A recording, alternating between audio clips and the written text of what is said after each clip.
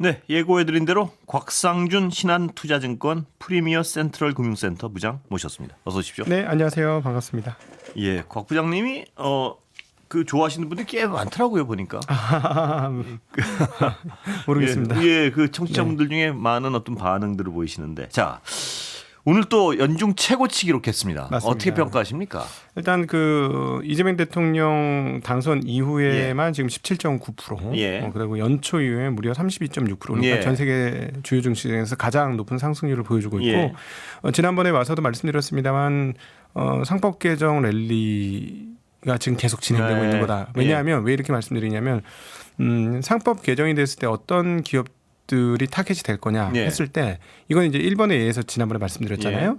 일본에 의해서도 보면 저피 BR이라고 하는 예. 장부 가치 대비 저평가주, 예. 그리고 또 그 자사주를 많이 갖고 있는 예. 주식, 그다음에 배당을 많이 주는 주식, 예. 이런 것들이 지금 주축이 돼서 예. 시장을 계속 끌어가고 있거든요. 그러니까 이건 결국 상법 개정 랠리다라고 예. 표현하는 게 맞을 것 같습니다. 근데 뭐 우리가 흔히 뉴스에 팔아라, 소문에 네. 사고, 네. 그럼 뉴스가 나왔지 않습니까? 네. 아직도 유효합니까? 이 상법 개정 랠리는? 예, 요럴 때 이제 저처럼 한 30년 가까이 예. 업에서 일해본 사람이 예. 필요합니다. 아, 예. 왜냐면요, 한국 같은 경우는 지난 20년간 예. 상승장이라고는 찾아볼 수가 없었어요. 예. 너무 눌려 있었다 이 말씀이시죠? 네, 한국은 제대로 상승해 본 적이 없어요. 예. 상승은 언제 있었느냐? 2005년에서 2007년, 예. 그리고 98년, 99년. 예. 이때 제대로 된 굉장히 큰 상승이 예. 있었고요. 그 이후에는 제대로 된 상승이 없었습니다. 예. 근데 이제 드디어 이번 상법 개정으로 인해서 거대한 랠리가 시작되었다라고 그래요? 보는 거예요. 그런데 네. 많은 사람들이 그 전에는 그걸 우리가 뭐라고 부르냐면 박스에 갇힌 것처럼 움직인다 해서 예. 박스권이라고 예. 부르거든요. 이 박스권 장세가 20년간 계속된 거예요. 예. 그러니까 조금 오를 때 안 팔면 그렇죠. 나중에 네. 막 엄청난 손실을 예, 보는 거예요. 예, 그래서 예. 한국은 먹었을 때 팔아야 된다. 예. 이런 것들이 뭐 일종의 무슨 도그마처럼 되어 있는데요. 예. 아닙니다. 저희가 이제 과거에 상승장을 경험해 본 사람 예. 입장에서는 이거는 상승장이 시작된 게 확실하고 예. 상법 개정이라는 건 경제의 틀을 바꾸는 거예요. 예. 지난주에 와서 제가 필리핀 갔다라는 말씀을 드렸는데 한국이 예. 일종의 영주들이 지배하는 세상 같았어요. 이 예. 자본시장은 그렇거든요. 예. 그러니까 그 개인 주주의 10,000원짜리 한 주와 예. 그 대주주의 10,000원짜리 한 주가 똑같이 생겼는데 겉 모양은 다른. 네 완전히 예. 다르죠. 예. 왜냐하면 개인들은 그 10,000원짜리 어떻게 해든지 뭐 10,000원 내외에서 매매할 수 있는 거고요. 예. 대주주 같은 경우는 이거 회사 좀 팔아야 되겠어. 마음 먹으면 경영권 프리미엄이라는 걸 붙여가지고 예. 3만 원에도 팔고 5만 원에도 파는 겁니다. 예. 근데 만약에 이제부터 이렇게 되면 이건 소액주주들의 그 이익을 침해하게 된 거거든요. 예. 이거는 상법에 따라서 소송할 수 있어요. 예. 그리고 이건 충분히 소송에 이길 예. 수 있고요. 예. 이런 것들이 없어지기 시작하죠. 근데 초반에 이 상법 개정이 되고 나서 잠깐 장이 좀 휘청거렸거든요. 예. 근데 약간 실망한 흐름들이 있었습니다. 왜냐하면 민주당이 제안한 상법은 굉장히 매운맛 상법이었어요. 예. 왜냐하면 거부권 2번을 당했을 때는 통과시키기 위해서 조금 완화된 내용들이 있었는데 예. 이번에는 뭐 거부권 행사가 없을 거라고 생각해서 예. 강하게 밀어붙였거든요. 예. 근데 막판에 보시면 재미난 사건이 하나 있습니다. 예. 국민의힘이 동의를 합니다. 동일했습니다. 예. 동의했죠. 예. 근데 거부권을 2번이나 행사했는데 왜 동의하지? 예. 뭐가 있구나라고 예. 생각했죠. 역시 뭐가 있었죠. 예. 이 대목을 보시면 한국의 기업들이 뭐를 얼마나 싫어하는지를 정확히 예. 알 수 있어요. 예. 상법 개정에서 이번에 완화된 안이 뭐냐면 집중 투표제라는 예. 안입니다. 예. 이 집중 투표제 간단하게 설명드리면 주주총회를 할 때 이사를 뽑는 경우들이 있거든요. 예. 이사를 뽑을 때 보통 주주들한테 찬성 반대를 묻습니다. 예. 그러니까 우리는 그동안에 찬성 또는 반대만 하면 되는 거였어요. 근데 이게 그 이사가 한 명이 바뀔 때도 있지만 여러 명이 바뀔 때도 그렇습니다. 있습니다. 3명이 예. 바뀔 때가 예. 있으면 어떻게 되냐면 보통은 찬성 반대, 찬성 반대, 찬성 반대 예. 세 표를 이렇게 그냥 각각 예. 썼어요. 근데 집중 투표제라는 건 예. 3명이네. 예. 표가 3개잖아요. 예. 그 세 표를 내 마음대로 쓸 수 있는 거예요. 예. 그래서 3명에서 나눠주지 않고 한 명한테 몰아줄 수 있죠. 예. 그럼 이렇게 되면 어떻게 되느냐? 지분을 좀 갖고 있는 뭐 예를 들어 행동주의 투자자, 뭐 예. 외국 투자자나 뭐 개인 투자자나 이런 사람들이 의견을 합치해가지고 예. 이사를 올려요. 예. 그래가지고 집중 투표를 해가지고 자기 표를 다 넣어준다. 예. 예. 이렇게 되면 그 사람들이 이사회에 진입할 수 있죠. 예. 근데 기업에 있어서 핵심 중에 핵심이 바로 이사회거든요. 예. 근데 이사회에 내가 원하는 사람 말고 다른 사람이 들어오면 대주주들이 신경 쓰이기 시작하는 겁니다. 예. 그리고 툭툭 이건 아닌 거 아니에요? 예. 이렇게 하면 골치 아프기 시작하는 거죠. 그러니까 한국의 대주주들이 제일 싫어했던 게 그 대목이었고요. 네. 그쪽 마지막에 이게 도저히 안 되겠구나 예. 하니까 그쪽으로 전 로비가 들어왔다고 생각하고 예. 그래서 국민의힘에 의해서 그 안건은 하나 내려놓고 예. 통과가 되었다. 그래서 예. 그 부분에 대해서 약간 실망을 해서 잠깐 조정을 하다가 예. 이제 시간이 지나니까 얘네 이거 가짜 아니고 이번엔 진짜인가 봐. 이렇게 하면서 이제 예. 분위기가 바뀌고 있죠. 아직까지 외국인들이 제대로 들어오지 않았어요. 그래요. 예. 그래서 제가 이게 굉장히 큰 상승장일 경우에는 의외로 지금 바닥에서부터는 예. 작년도 대비 거의 뭐 지금 얼마가 올랐나? 700포인트 올랐거든요. 예. 700포인트가 올랐음에도 불구하고 아직 상승의 본격화는 조금 더 기다려야 된다라고도 얘기 드릴 수 있을 것 같아요. 지금 그러니까 뉴스에 발 때는 아니다.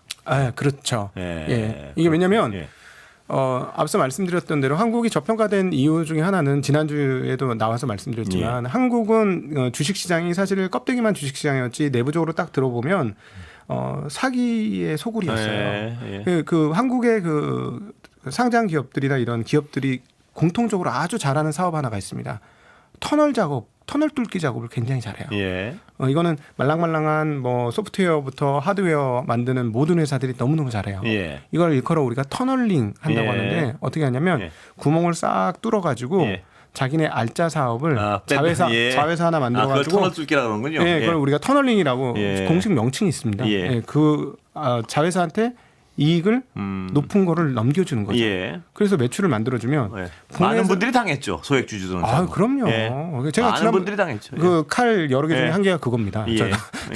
그러니까 이런 일들이 너무 비일비재한 거예요. 근데 이제부터는 이렇게 되면 이건 소액주주들 소송을 하면 모여서 소송을 하면 이길 수 있는 재료가 만들어진 거죠. 이러면 소위 말하는 공정한 자본 질서가 만들어질 수 있다. 근데 이게 한국에서는 얼마나 중요한 거냐면 지난 며칠간 이렇게 그 여러 가지 정책들이 만들어졌는데 그 중에서 무엇보다도 중요한 정책이 이제 부동산에 돈 안 가게 하고 자본시장과 기업시장에 돈 가게 하겠다 이거지 않았습니까? 저는 이거는 국민분들이 많이 지지를 해주셔야 되는 대목인 것 같아요. 이거 어떤 정권도 성공해 본 적이 없는 어마무시한 사건입니다. 그런데 사실은 부동산은 되게 안정적인 자산이라서 개인들이 돈 모으기에는 부동산 자산이 더 좋을 수도 있어요. 근데 문제는 뭐가 있냐면 그게 안정적 수준을 넘어서 이제는 불안정한 상황까지 온 거죠. 왜냐하면 부채가 너무 많아진 거예요. 모든 제국이 쓰러질 때는 대부분 다 부채 문제로 쓰러집니다. 우리가 그 잘 나갔던 일본이 80년대 영화를 끝으로 90년대에 몰락한 건 부채가 많았기 때문이고요. 지금 한국의 부채는 최근에 한국은행 자료에서 나왔듯이 그 좋았을 일본이 좋았던 부채 고점 수준만큼 저희도 부채가 많아요. 그래서 이거 너무 위험한 상황이거든요. 이거 막지 않으면 정말 나라 꼴이 어떻게 되느냐 항상 걱정이었었는데 이걸 막은 건 너무나 잘했고요. 그런데 이렇게 볼 수도 있죠. 왜 그러면 지금까지 부동산만 중심으로 갔느냐. 전 이게 돈 벌기 편했기 때문에 안정적이었기 때문에 그렇습니다. 이 주식은 어려워요. 공부를 많이 해야 돼요. 그리고 아까도 말씀드렸지만 한국 주식은 굉장히 뒤통수를 여러 번 쳤으니까요. 그렇죠. 그러니까 사실은 법안을 만드는 정책을 만드는 입안자들 입장에서 돈 벌기 쉬운 게 부동산이었어요. 그러니까 부동산으로 좋은 정책이 갈 수밖에 없어요. 부동산 정책을 이렇게 하나하나 뚜껑을 열어보면 저희는 이제 금융시장에 있었던 사람 입장에서 너무너무 깜짝깜짝 놀라요. 특혜도 이렇게 많은 특혜들이 있나? 할 정도로. 그러니까 그렇기 때문에 부동산 시장이 너무 좋았고 지금처럼 최근에 일부 지역의 과열까지 갔던 거죠. 근데 이게 문제는 뭐냐면 생산적인 자산이냐. 건물 지으면 끝이잖아요. 그렇죠. 안에 사는 사람은 산 거에 효용을 얻을 수는 있지만 국가 단위로 이것이 무엇인가 새로운 것을 창출시키지 않잖아요. 깔고 앉아 있는 거죠. 그렇죠. 우리가 난방을 열심히 한다고 아파트가 한 채 더 생기는 게 아니지 않습니까? 그러니까 이거는 정말 그 생산적인 물건들이 아닌 거죠. 그렇죠. 재화가 아닌 거죠. 그러면 결국은 어떤 게 현대 시대에서 생산적인 무엇인가를 만들어내느냐? 사실 기업이라는 게 여러 사람들이 집단 지성을 통해서 뭔가 제품을 만들고 사람들의 효용을 끌어내고 그리고 새로운 것도 또 만들고 이러면서 이게 돈을 돌게 만들잖아요. 그러니까 사실은 돈을 이쪽으로 넘기겠다고 한 거니까 굉장히 저는 이거 바람직한 방향이다라고 생각하는데 사실 지금도 여전히 이건 너무나 거대한 행보라서 몇십 년짜리 행보거든요. 과연 성공할 수 있을까? 저는 응원합니다. 제 입장에서는 응원을 당연히 하는데 아마 국민 여러분들도 이 부분은 이렇게 열심히 응원을 해주셔야만 성공하죠. 그러니까 우리 사회가 제가 좀 거칠게 단순화하면요. 우리 사회가 앞으로 전세 시장은 줄어들 수밖에 없지 않습니까? 그 전세라는 제도 자체는 좀 쪼그라들 수밖에 없지 않겠습니까? 그러면 우리도 외국처럼 집이 없는 사람들은 월세 내면서 나머지 자산으로 금융자산에 투자하고 뭐 이런 어떤 식의 변화 쪽으로 갈 수밖에 없다 이렇게 보시는 건가요? 그거는 참으로 안타깝게 예. 사실은 일만 열심히 해서 받는 월급으로 예. 생활할 수 있는 게 제일 좋다고 봐요. 저는 예. 개인적으로. 근데 여건이 그렇지 않습니다. 예. 이게 오늘도 어떤 일이 벌어졌냐면 시가총액 4조 달러 회사가 드디어 창출됐어요. 예. 한국 돈으로 무려 5,500조예요. 예. 한국의 GDP가 2,400조가 좀 안 되고요. 네. 그리고 한국의 1년 예산이 700조 정도밖에 예. 안 됩니다. 근데 기업체 하나가 5,500조 예. 원이에요. 그러니까 어마무시한데 근데 저는 이걸 보고 무슨 생각이 들었냐면 야 이게 전 세계적으로 통화가 약세 전쟁을 하고 있구나. 예. 미국도 미런 보고서라는 걸 통해서 무역을 하면서 자국의 통화를 약세를 지켜야 되겠다라고 작정을 했고 예. 트럼프 행정부가 그걸 충실하게 따르고 있고 예. 관세를 얻어맞은 그 한국이나 일본이나 그다음 각국의 흐름들은 관세를 얻어맞았기 때문에 이걸 통화를 약세를 해야 관세를 예. 받아낼 수 있어. 예. 이런 생각에서 또 통화를 약세를 하고 있어요. 예. 그러니까 끊임없이 통화 약세가 무슨 스파이럴한 그 나선형 구조처럼 계속해서 올라가고 네. 있는 거거든요. 네. 이렇게 되면 내가 월급 열심히 일해서 월급 받은 사람이 월급만 갖고 있어가지고는 네.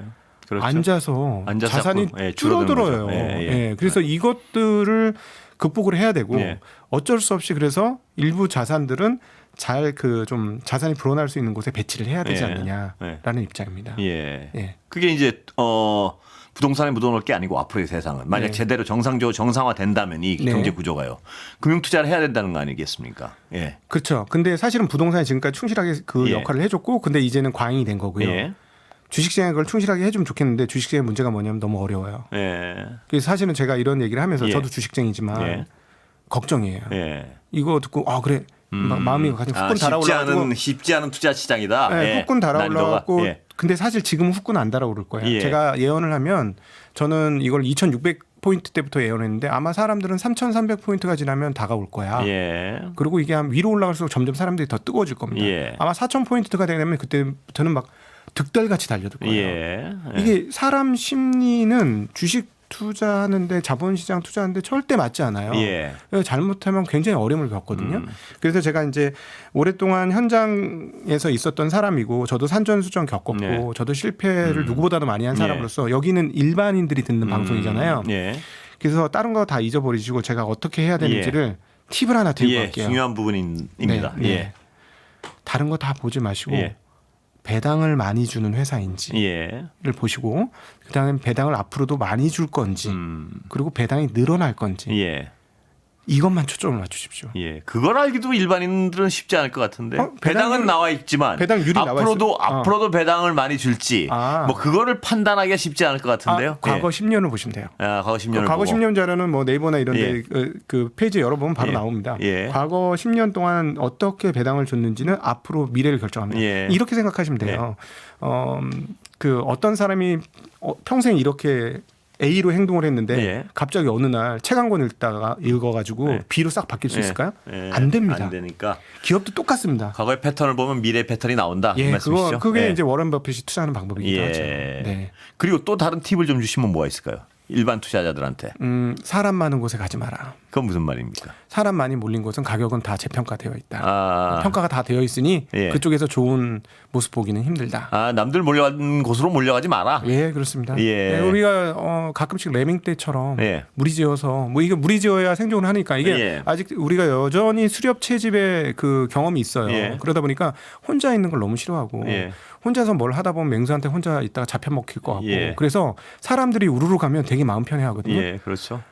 금융시장은 최악의 악덕입니다. 예. 그렇게 가면 그건 뭐 2년 전만 해도 우리가 알 수 있죠. 2차 전지에 사람들이 우르르 몰려들었어요. 예. 그래서 아주 낭패를 보고 있거든요. 그렇습니다. 회복을 예. 못 하고 있어요. 예. 그러니까 이게 사람들이 우르르 몰려가는 데는 절대 가지 말고 예. 사람들이 지금 잘 안 찾는데 예. 외롭지만 잘 안 찾았고 아까처럼 말씀드린 것처럼 현금 흐름이 좋은 즉 예. 배당을 잘 주는 이런 회사를 찾아 들어가는 게 예. 정말로 중요한 포인트 중에 하나입니다. 그런데 지금 우리 증시의 여러 가지 가능성 중에 낙관적인 전망이 많지 않습니까? 무슨 네. 앞으로 아시아는 물론 글로벌 신흥 시장에서 아주 뭐 압도적일 것이다 이런 얘기도 나오고요. 네, 동의하십니까? 지난주에도 말씀드렸지만 그런 얘기를 한 사람들은 1번 컨닝을 했다고 봅니다. 아, 그래요? 네, 1번이 2014년부터 2024년 10년 동안 4배나 올랐어요. 아, 그래요? 4배가 올랐는데 바로 지금 우리의 상법 개정 같은 걸 한 거예요. 그래서 실제로 PBR 1배 이하는 퇴출, 그다음에 ROE를 올려라, 뭐 이런 거를 얘기를 하면서 기업들을 압박하니까 기업들의 주가가 쭉 올랐죠. 그래가지고 코로나 이후에는 좀 더 세게 압박을 했어요. 그러니까 주가 더 빠르게 올랐고 그거를 본 외국인들이 작년도에 한국에 상반기에 들어왔다가 배신을 당했죠. 기업 밸류업은 자율로 이렇게 해가지고 깜짝 놀라서 다 빠져나갔는데 아직 그 돈 다 안 들어왔고요. 그 돈 들어와야 될 돈이 대략 한 30조 정도 더 있습니다. 그런데 걱정은 지금 관세 전쟁 말입니다. 미국이 워낙 터프하게 나오니까요. 이것 때문에 우리 증시였던 불붙은 증시에 악재가 되지 않을까 이런 걱정 많이들 하는데 어떻게 보십니까? 트럼프 미국 행정부의 흐름을 잘 보시면 미국의 신은 누구일까? 뭐 우리는 God in Trust 뭐 이렇게 얘기하지만 미국의 신은 절대 갓이 아니고 주식시장입니다. 주식시장이 흔들리면 절대 관세 막 밀어붙이지 못해요. 주식이 흔들리는 걸 보고 있지 못할 것이다. 아무리 트럼프가. 지난번에도 관세 유예했던 게 그때 트리플 약세였습니다. 달러, 주식, 채권 모두 약세되니까 바로 발 뺐거든요. 그러니까 그럴 수밖에 없어요. 왜냐하면 거기에 걸려 있는 사람들이 너무 이해관계자가 많기 때문에 미국의 행정부는 주식시장이나 자본시장이 막 충격을 받고 떨어지면 관세 세게 못 밀어붙이고요. 그건 그렇고 그러면 한국의 관세를 얻어맞고 어떻게 될 것이냐. 제가 생각할 때 지금의 상법 개정에 대한 랠리는 그동안에 그 할인을 받았던 게 정상가로 돌아오는 거예요. 세일가가 정상가로 돌아오는 거니까 이 부분은 관세 부분하고도 조금 이격이 벌어질 겁니다. 그게 바로 최근에 한국 시장이 연초 대비 30% 이상 오른 핵심적인 이유다라고 볼 수 있죠. 지금은 그러니까 워낙 저평가돼 있던 것이 정상화되는 과정이니까 실적과 상관없이 이미 저평가된 부분을 원래 정상화시키는 부분이기 때문에. 네, 그렇습니다. 그렇죠. 그러니까 장부가 지금 1배 조금 이제 넘어가기 시작하는 상황이에요. 그러니까 사실은 뭔가 장사를 열심히 했는데 그 사람이 장부가밖에 못 받는다. 이렇게 생각하시면 되죠. 어떤 그 장사를 하는 곳이 장사가 좀 되고 현금 흐름이 창출이 돼 돈을 버는데 그 권리금 없이 그 장사를 판다. 이해가 안 되시잖아요. 근데 한국은 지금 그러고 있는 거예요. 그러면 아까 개별 종목을 여쭤보긴 그렇고요. 배당 많이 주고 앞으로도 많이 줄 곳에 투자하라. ETF로는 그러면 한국 국내 주식 중에 ETF는 뭐 말씀을 드려도 될 것 같아서요. 배당 ETF 같은 걸 하란 말씀이신가요? 고배당 ETF도 최근에 뭐 엄청나게 올랐습니다만 앞으로도 괜찮을 것 같고요. 그다음에 이제 그 배당을 많이 주는 업종들이 있습니다. 작년까지는 은행이 최고였고요.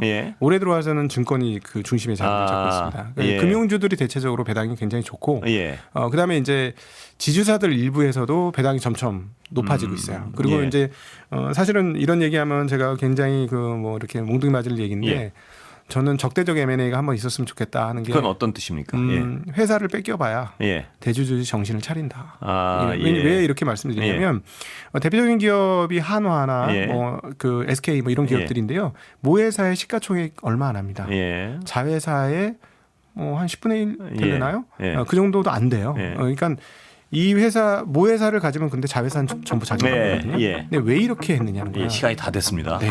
다음에 또 다음에 또 모시겠습니다. 금방 모시겠습니다. 감사합니다. 고맙습니다. 신한투자증권 곽상준 부장 모셨습니다.